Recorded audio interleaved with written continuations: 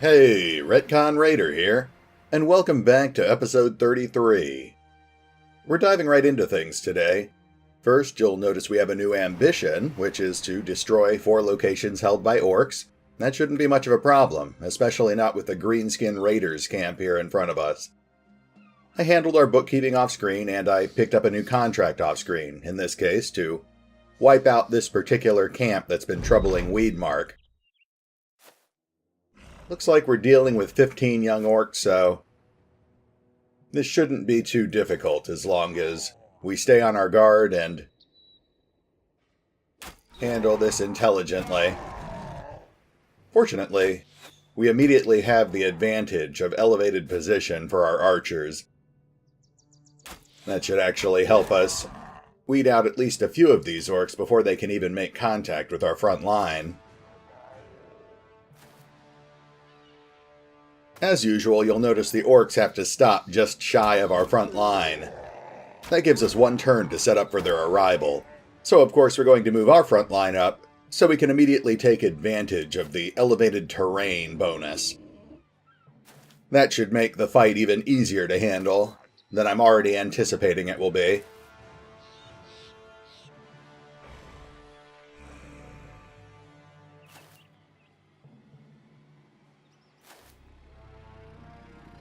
This will, of course, leave a small gap in our center line, but the only way they'd be able to take advantage of it is by somehow bypassing both Oswald and Casimir.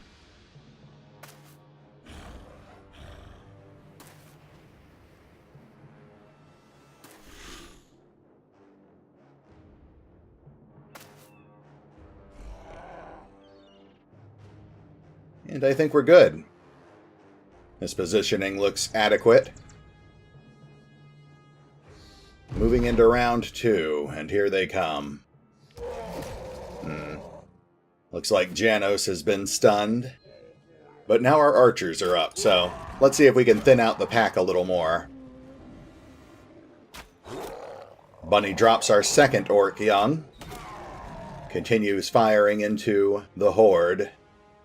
I'm a little concerned that they're all starting to gravitate to the north side. Let's see if we can keep this under control. Well, Woe is off to a good start. He just crushed that orc's windpipe.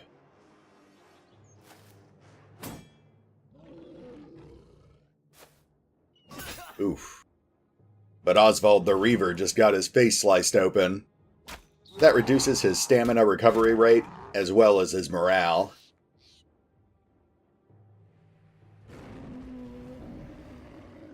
Now Oswald gets a chance to fight back, but we need to keep him on the defensive. He'll take 1 swing and then shield wall. It also seems clear the orcs are hesitating to engage our south line, so let's go ahead and start moving up to engage them instead.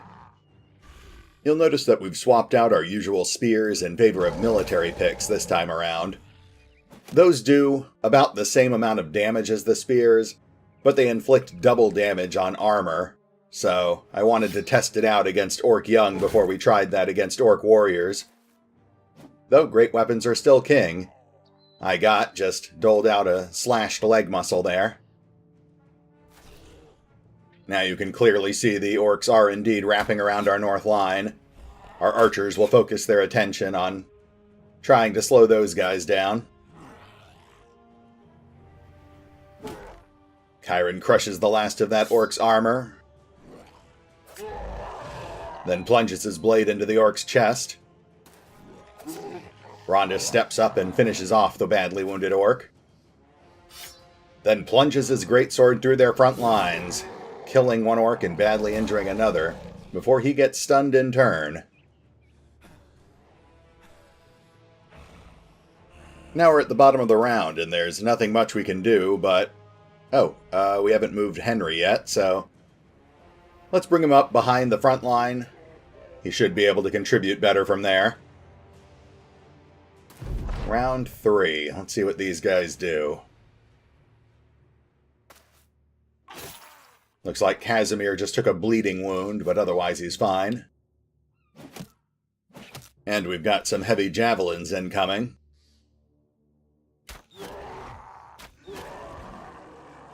Our Archers continue to slow down their northern advance.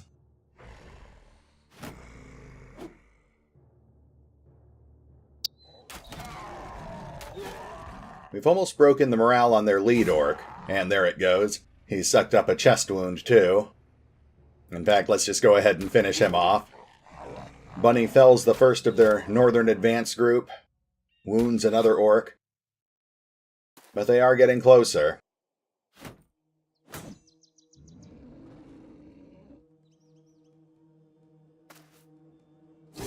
Henry leaps back up onto elevation, fells a wounded orc. And Casimir, still bleeding from his wounds, lays into his foe.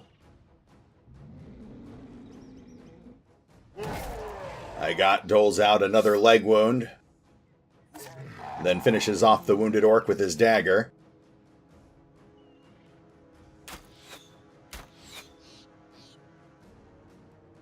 We've trimmed down their number almost by half at this point, and I see at least one orc out there with broken morale, so we're doing pretty well. Well, aside from Oswald's facial injury. Alright, Janos, I think it's time to break out the Great Hammer.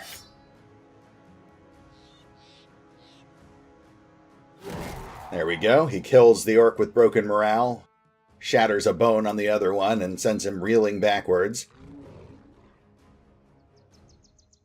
And we're at the bottom of the round, so let's just see if there's any final maneuvering we can do here. Janos still has some action points, so let's go ahead and advance.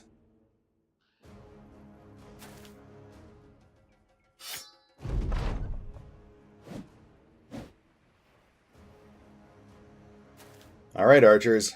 Keep those guys off us. Very good. Our continued barrage of arrows manages to break another one of the advancing orcs' morale.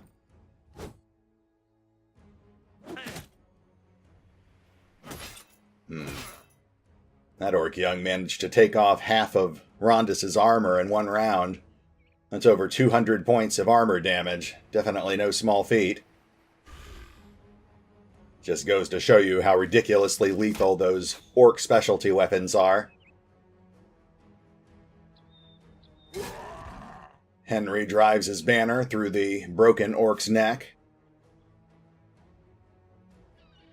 And our archers continue to pick off shots. Well, wrong target, but Bunny fells one of the orcs, and two of the orcs. Very good. That leaves just 5 on the field, but they're all still in solid fighting shape. Doles out a nasty strike with his great axe, severing that orc's artery. That is non-stop bleeding until the orc either dies or escapes the battle. And speaking of Mark, let's bring him back here so he can bandage up. Oh, never mind. I guess Casimir's bleeding stopped on its own. So he'll take a shot at that orc instead. Rondus continues laying into his foe, almost single-handedly breaking his morale. And we'll pull Oswald back for now. The other brothers have this handled. No sense in putting him in any further danger.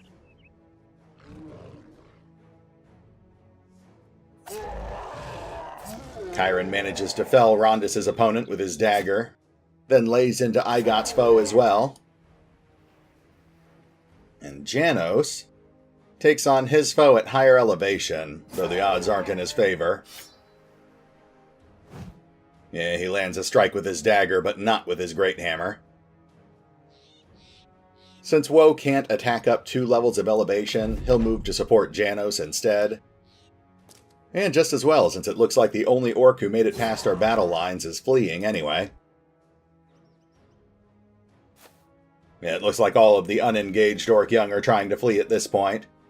But with the advantage of elevation, our archers might be able to pick them off before they get too far. There we go. Potato shoots one of the fleeing orcs in the face, then drops him with a second arrow.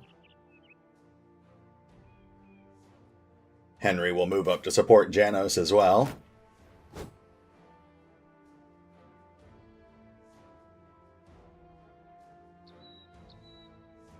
Let's go ahead and swap Bunny over to her second quiver.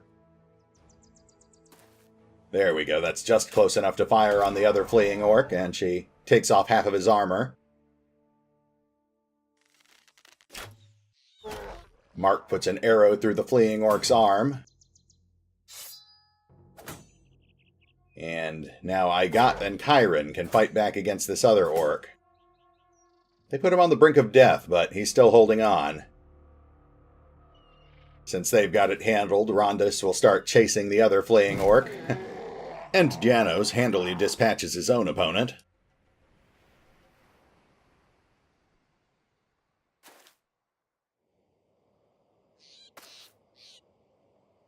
At this point, we've essentially won the fight.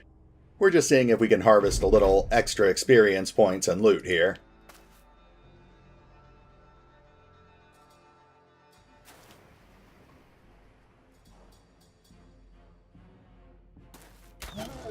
Fox drops the last engaged orc.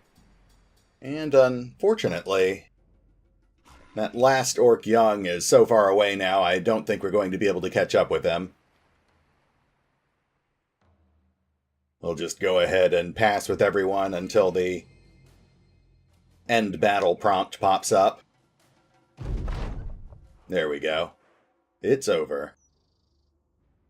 Looks like Casimir the Glorious is up a level. Woe is up a level as well. Congrats. And Oswald's going to be benched for a while with that split nose. And Bunny pulls MVP with 4 kills. As far as loot goes, it's nothing to write home about, but that's still about 800, maybe 1,000 gold worth of loot. The battle over, you search the orc camp. Amongst the ruins, you find what appears to be heavy armor of... Oh, wait, we've already read that one, so forget that. Well, let's get back to Weedmark, and then we'll pick up another contract. And we're back. Now, of course, you'll notice we're over near Gronenfest. That's because we turned in our contract at Weedmark and picked up another one, this time to pursue a group of thieves. You catch a group of brigands lugging your employer's property around. They seem shocked that you have found them here, and no time is wasted trying to parley. They arm themselves, and you order the Retcon Raiders to charge. Now, I am quite happy to cut these guys down. Although this should be a fairly simple battle, they made me chase them all the way down the road and then through the mountains. We have the advantage of number here, but their archers have the advantage of elevation, so we still need to be a little careful if we want to avoid unnecessary injuries. I definitely welcome the chance at getting that war brand, though. Let's go ahead and hop our archers up to where it's slightly safer. Now we'll have an elevation advantage as well. They won't be able to reach the enemy archers, but we can still pepper their front line.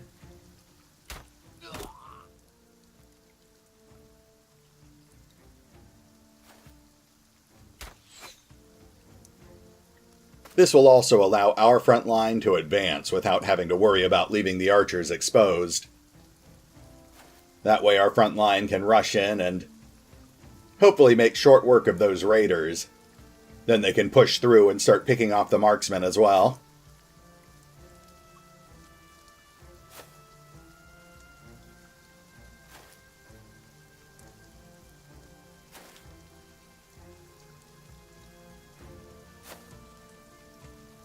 We'll keep everyone in our battle line formation. We'll move our pole armors up behind them. And I'm tempted to put everyone into shield wall just for the bonus against ranged attacks, but I don't think we really need to worry about that too much. Not with our frontliners, anyway.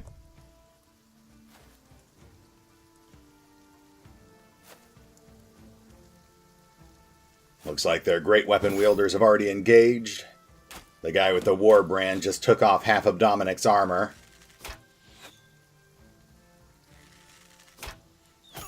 Vlad just took an arrow.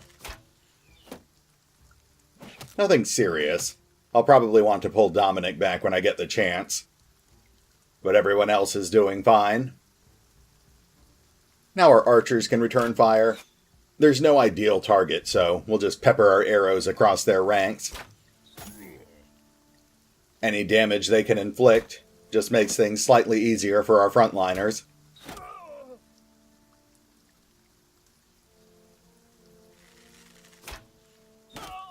There we go. There's a solid arm injury.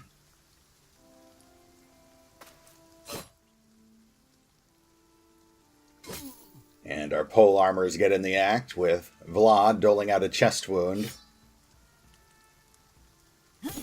I got draws his own warbrand, kills the raider wielding a wood axe. Reinhard steps up and kills the second great weapon wielder. Now, I'm tempted to pull Dominic back, but I think he might actually be safer if we move him forward instead. Now I can use this raider as cover. Besides, we'll have several other frontliners joining him in just a moment.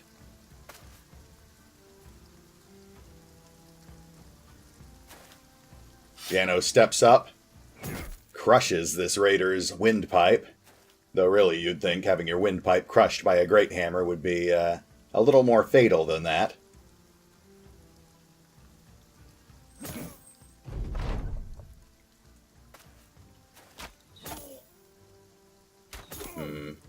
Roderick and Dominic both take arrow fire, but fortunately their armor absorbs the brunt of it. It does appear that our close proximity to those marksmen is causing them to react at least a little. They're starting to make a fighting withdrawal. And unfortunately, our archers have no open shots now, so they'll hold off for now.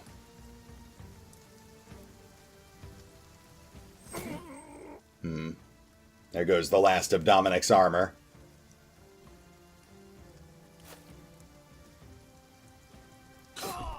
Vlad finishes off a foe, freeing up our north line. And Dominic will...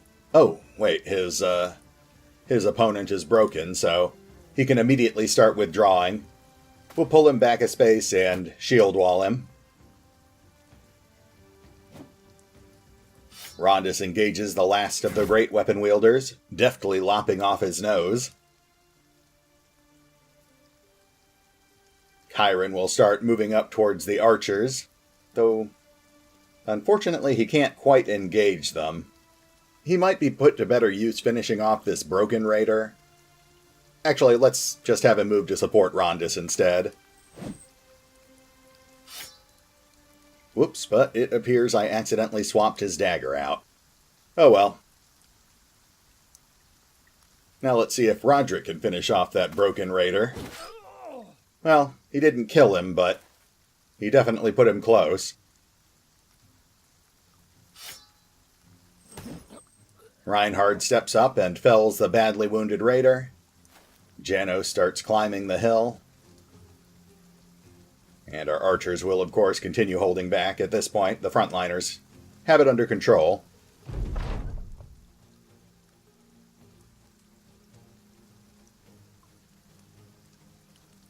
Now, their marksmen are continuing their fighting withdrawal. Roderick takes another arrow. Dominic wards off his own.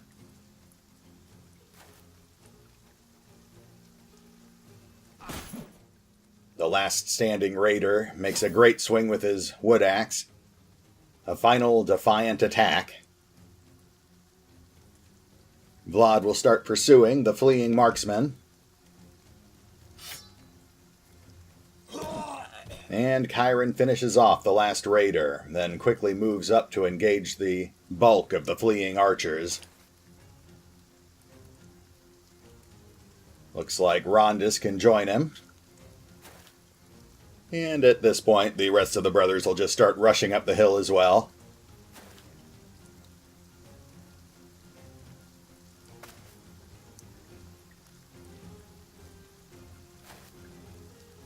With the sole exception of Dominic, of course. He'll fall back and keep the archers company.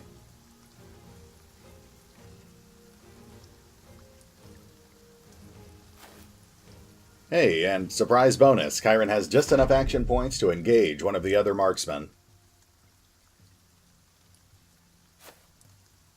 It does seem likely that at least two of these marksmen are going to escape, but still. That's no reason to go easy on the guys we've already pinned down.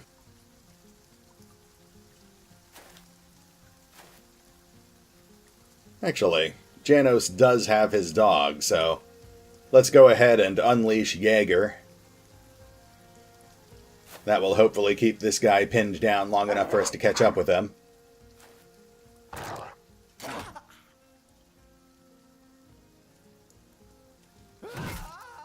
Nice. Rondis crushes one of the marksmen with his sword, steps up to engage the next one, and drives his dagger through the guy's hand.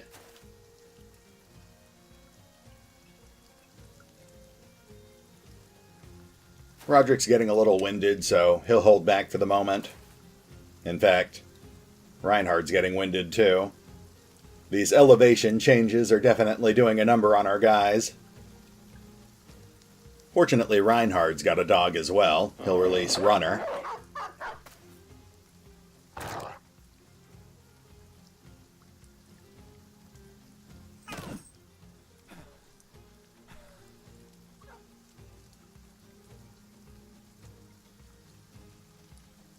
And round 6. Ooh. Runner tears a chunk out of his opponent's neck. Jaeger keeps the other marksman pinned down.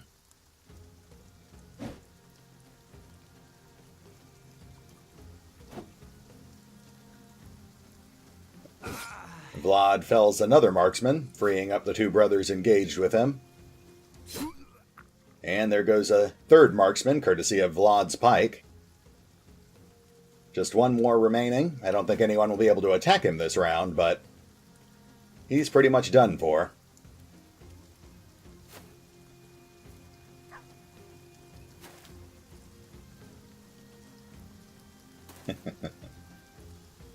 This might be a bit of overkill. I guess the brothers are all just eager to get that last precious kill's worth of experience. Jaeger severs one of the marksman's arteries.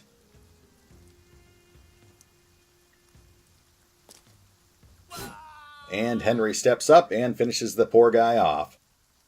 Which also nets him a level up. He hits level 11. Congratulations, Sergeant Baggins.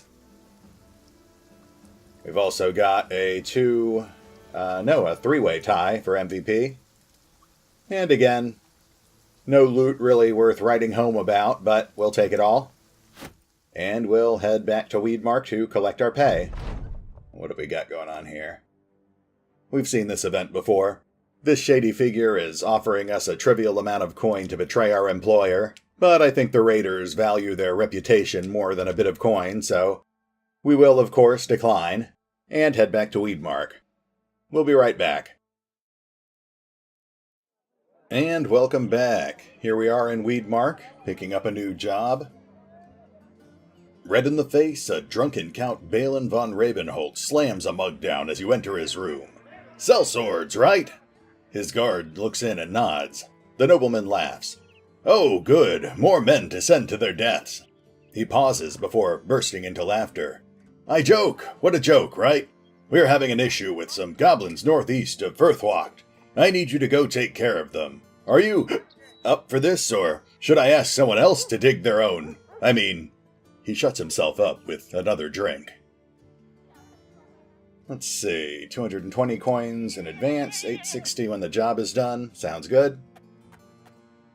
Now, I will admit I was hoping it would be another job to fight some orcs. We do still have that ambition to wipe out 3 more orc strongholds. But I suppose a job is a job, and fighting some goblins could be a nice change of pace. So let's go ahead and take it. Well, that is a bit of a walk, but we should be able to get there within a day. And here we are at the Hermit's Cottage. Now, this thing contains some goblin ambushers and many goblin skirmishers, so it's not exactly going to be a pushover, but I think we're getting pretty good at fighting goblins. Roderick immediately took a poisoned arrow. That is a large number of ambushers. The skirmishers I'm not so concerned about. But those damned poisoned arrows.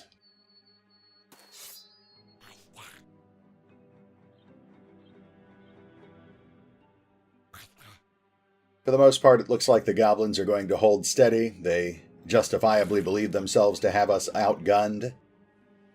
So we're just going to start firing into their front ranks to trim away at these skirmishers who are guarding their ambushers. Then, once we have a few openings, we'll start rushing our frontliners into the ambushers. Definitely off to a good start. Fox drops one of the skirmishers right off the bat. Bunny puts an arrow through another skirmisher's shoulder. And Alessandro puts an arrow through that same skirmisher's elbow.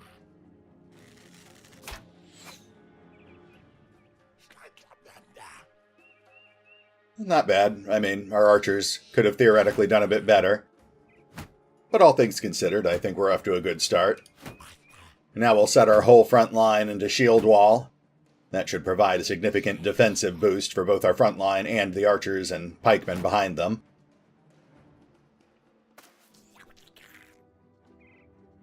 The goblins are closing ranks as well, trying to keep their ambushers safe.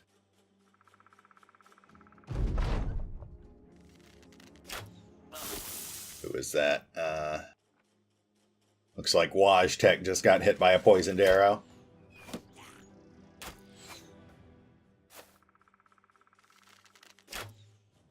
And Alessandro. Okay, well, we're not doing so great now. Half of our archers have been temporarily crippled. Fox and Bunny are still in it, though, and they're our best shots. Let's see what they can do. Let's pull Alessandro and Wajtek back onto this elevated terrain. That should put them just outside the range of the ambushers' bows, and once the poison starts wearing off, they'll be able to take advantage of the elevation. That'll make it easier for them to hit targets and harder for them to be hit in return. And of course, let's go ahead and start rushing some of our frontliners into combat. Well, we'll lead the charge, but Reinhard and Janos will be moving up in front of him in just a moment. We'll bring Sergeant Baggins up to provide cover for Alessandro and Wajtek. That'll free up our south line as well. Nicely done. Fox picks off another skirmisher. Cripples a second one. will hold position to guard Fox and Bunny. But all of our other frontliners are advancing now.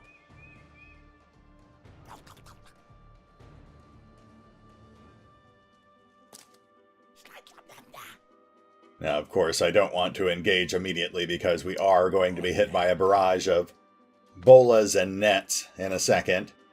And we don't want anyone being hampered by those things while they're engaged. Better to make the goblins waste them before we actually get into combat. Rondis just got netted. So did Reinhard.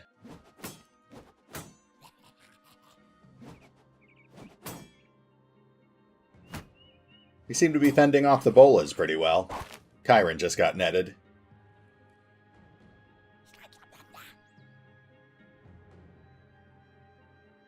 Alright, that's everything we can do. Let's see if there's any final maneuvering here, but otherwise it's time for round 3.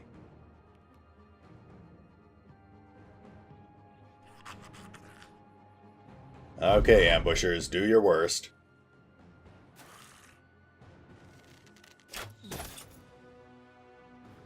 Well, the ambushers are definitely nervous about what we're doing.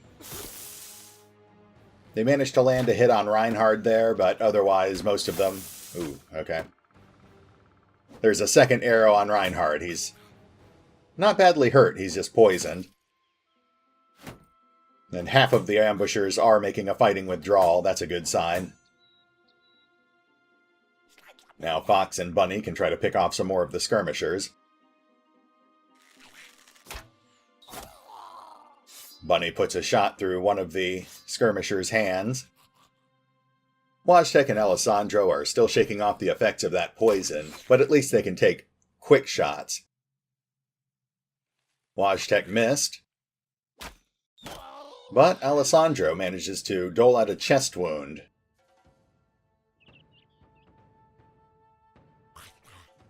Let's go ahead and engage with Woe. He'll move up and then quick swap off to his shield to keep him relatively safe. That'll pin down their front line and hopefully encourage those ambushers behind them to start running. Fox picks off another ambusher.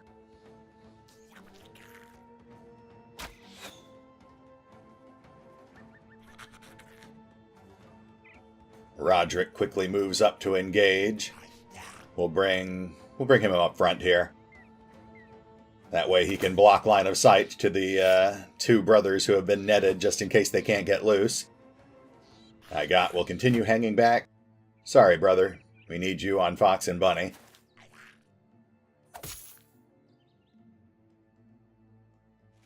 Reinhard tears his way out of the net, starts moving up to engage as well. But he is slowed down by that poison. Chiron rips off his net as well, starts coming around the side. And Rondis gets free as well. I was worried one of them was going to get stuck, but they're all in it. And we're at the bottom of the round, so moving into round 4. Reinhard takes yet another poisoned arrow, though he's still successfully shrugging them off pretty well. The ambushers on the south side are panicking, so they're not doing anything effective. That's nice. And at least one of the ambushers on the north side is panicked as well. Yeah, the way to approach these guys definitely seems to be to rush them early. That causes the ambushers to freak out and makes them a lot easier to handle.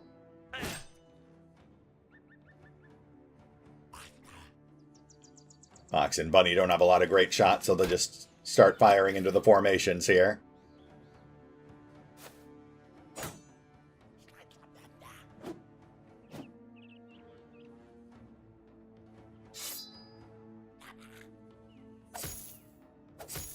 He manages to land a couple of light hits, but he is also still bleeding from that jagged pike wound he took.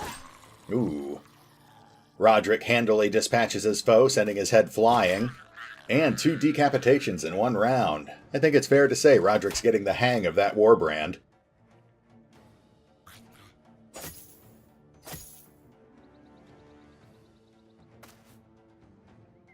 Rondis moves up to support Chiron, but can't land a hit. Janos breaks out the Great Hammer. Oof. But not only does he miss, one of the goblins manages to sneak in a counterattack on him. Fortunately, it can't get through his coat of plates with that puny blade. Continues to hold.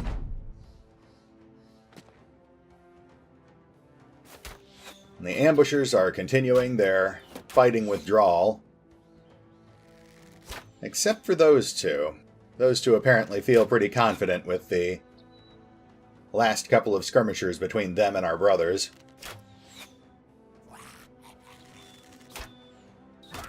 Though Wajtek quickly shows them they are not in fact safe by putting an arrow through one of their windpipes.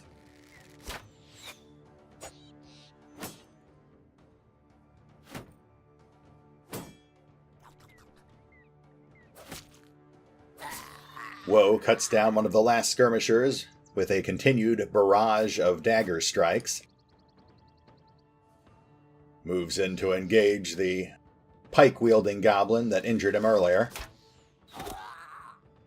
And Fox manages to put an arrow through one of the last skirmishers' necks.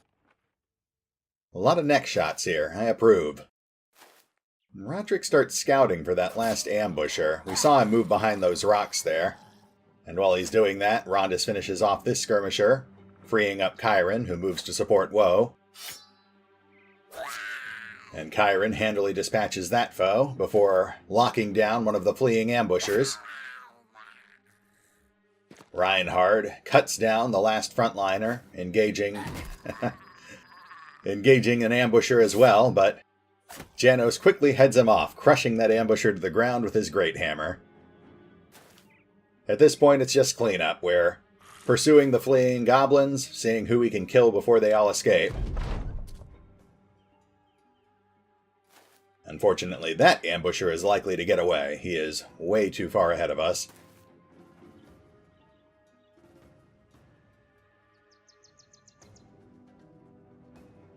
It looks like at least some of these guys have already made it off the board, and... ooh, there we go.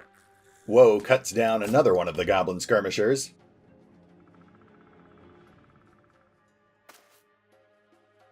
That leaves us with just 2 foes on the field, this ambusher that we've locked down and that ambusher that's almost off the map already. Rondus and Chiron make short work of this ambusher and begin pursuing the last of them. Just one opponent left, so I think it's time for Jaeger to come out to play. Though I am noticing we've pushed pretty far past our 30-minute mark, so if it prompts us to end the battle, we'll go ahead and do that.